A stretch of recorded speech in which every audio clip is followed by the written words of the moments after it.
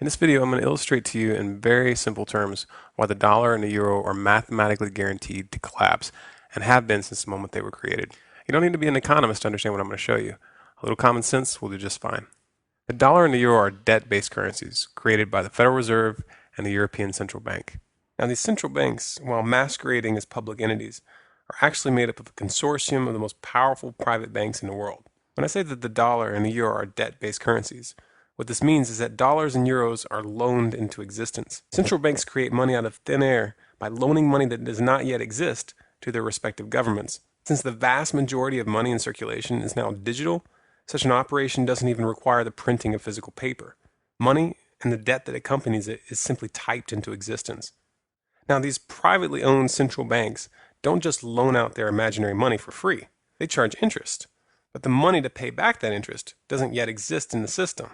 Since all money is created this way, there's always more total debt plus interest to be paid back than there is money. This forces governments to constantly return to those banks for more loans, which create more money and interest.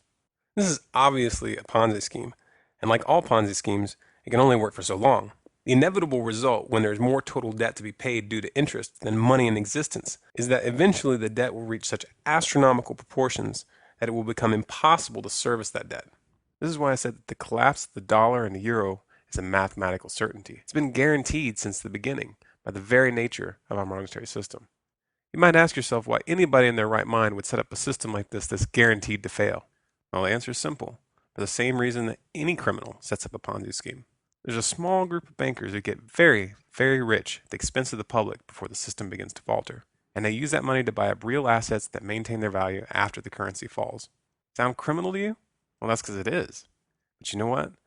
They're going to get away with it if we don't make a concentrated effort right now to educate the public about the true nature of money and the private central banks which are leading us to the slaughter. And if we let them get away with it this time, the next Ponzi scheme is going to be even bigger.